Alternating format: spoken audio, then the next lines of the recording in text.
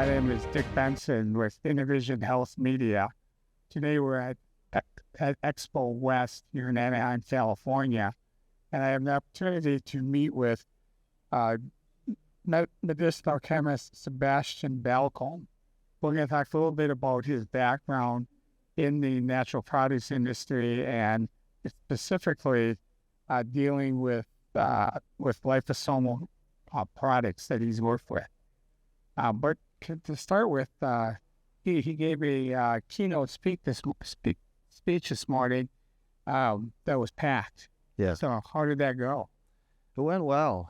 I was definitely surprised to see that line outside of the door and people standing. The subject matter, just AI and relating to the different areas of the industry is just of such high interest.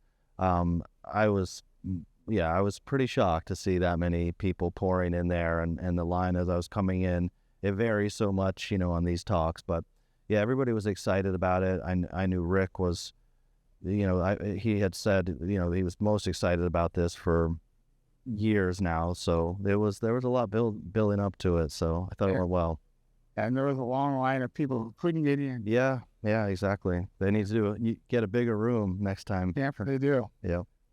So you literally grew up in the natural products industry. Yeah. So give us a little bit of a snapshot of what your background was. Yeah, I definitely grew up and saw many different areas of the industry, from literally the organic or biodynamic farming side of thing, where my grandfather had a large farm in Vermont, and he was a biodynamic farmer, brought it over from Germany, one of the 5 or 6 guys that brought those practices and from Europe to both the U.S. and also South America. So grew up kind of seeing and being around right on a farm, seeing biodynamic practices and seeing how they, grow plants in better ways. And so understood the sourcing piece of it, and then really got into working at a retail store, my grandmother's health food store, where I was selling finished products, understanding like what the consumer's looking for and what ingredients that they like and specifications. So kind of got that experience for a lot of years while I was doing my undergrad, and then got into formulating products, so which helped having the background of being able to sell them first and knowing what people were looking for. So formulating finished products, always looking through the lens of performance and clinical research. That was definitely my expertise. And then, of course, starting SpecNova and being on the branded ingredient side now, and the clinical research, of course, is just constantly flowing through that whole piece. But it's really that whole experience, from seeing the plants growing to figuring out extraction processes to technologies like liposomal technology that we specialize in, or beadlet technology. So I've kind of been through all the different areas of the industry over the last, I think it's been about 25 or 26 years now. Wow. Yeah. So talk a little bit about the liposomal process. Yeah, so our specialty is powder liposomes, and a lot of them are oils first, so it's not like we don't do oils, but they're much easier to do. But dehydrating, drying them down without them bursting, because they're fragile, they're almost like a balloon, is a real expertise, and also a big advantage to the customer. It's easier, of course, for contract manufacturers to put them into capsules or tablets or drink powders. They're much smaller, in nano size, so they're better absorption. You can control the particle size more. Just a lot of advantages. They use less sunflower lecithin, which was an issue because a lot of it was coming from Ukraine, and then when things went crazy in Ukraine, sunflower lecithin supply chain was disrupted, and we were using a lot less of it. So definitely been our expertise for a lot of years, been studying it for 10, 15 years, initially just in the pharmaceutical side, because liposomes have been used since really the 60s in the pharmaceutical industry, but they're super different because they're being injected and they're using excipients and ingredients that we would never want to put in our body or use in our liposomes. But really got to understand the many different types of liposomes, how to really create them in the most optimal way and tailor them to natural product compounds, because that's really different than obviously a synthetic, pharmaceutical. And do you think that healthcare practitioners understand products that are manufactured with liposomes in them? Not really. I think to varying degrees. They think, like, one of the first questions I always get asked when we're talking about liposomes is, liposomes, they've been around for a long time. Like, what are making your liposomes so different? But what they don't realize is they actually haven't been around in the natural product industry for a long time at all.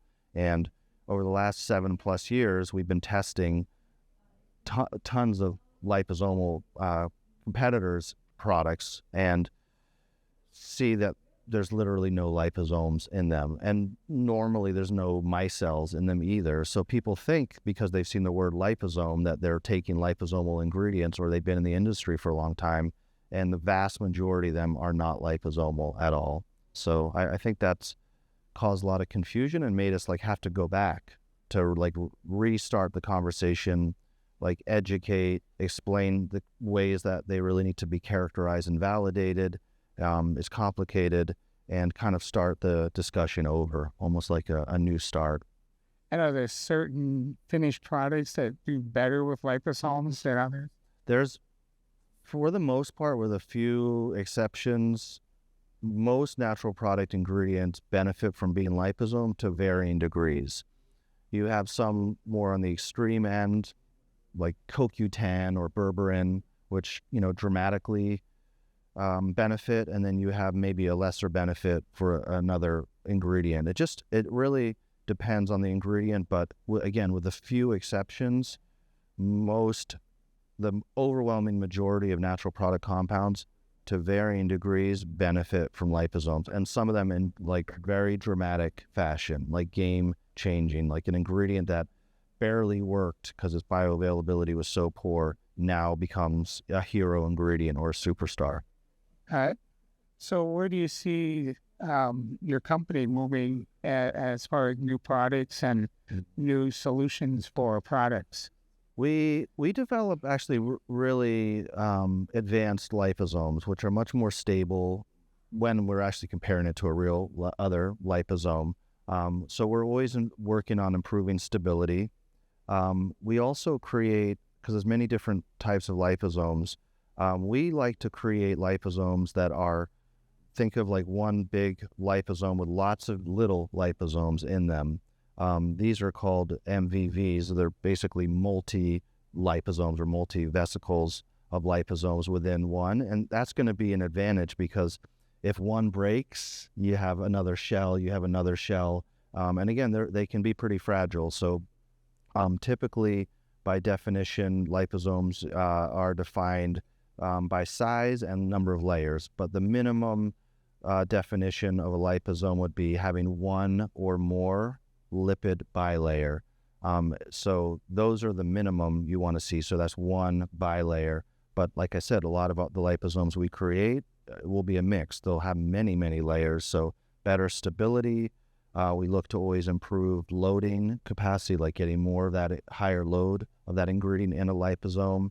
There's lots of things that we're always working on to try to improve even our own liposomes. And I think that, as well as really having a standard on the validation, is the core of the liposomal for them to really expand. And that's where we have our true liposome technology, which is a gamut of testing. And then lastly, it can't just be about the liposome. The story can't just be about liposome. The story can't just be about improved bioavailability. It has to lead to an end point that is an efficacy endpoint. It has to translate. So our last vitamin C study, we looked at not just the normal bioavailability measurements, which are blood concentrations, and did it improve blood concentrations for a longer period of time, things like Cmax, Tmax, but we looked at the concentrations of vitamin C or ascorbic acid in white blood cells and leukocytes. So we saw a big, it was over 20-something% increase. So now you've shown all of this translated to an improvement in efficacy, because having larger, higher levels of an ingredient in the blood quicker may or may not be an advantage. It can be a disadvantage. Like, you have to translate that to an outcome, to an efficacy outcome. So that's what we're doing, and that's where I think the future of bioavailability has to go. Yeah. And are those studies on your website? So the vitamin C study, we have the abstract, is under peer review right now. A lot of our studies, not necessarily specific to liposomal performance, are peer-reviewed and published, so they're in the public domain. So it just depends. But so the human clinical PK type stuff is just being done now, with a few being finished. And yes, as soon as they get published, then they'll be put on the website. Okay, Yeah. good. Well, thanks very much. It was Thank very you. informative. We've also done a few other interviews and provided both in print and digital. So you can go to the Intervision HM website and get linked back to this interview and additional content that we have concerning this topic. So thank you very much. Thank you.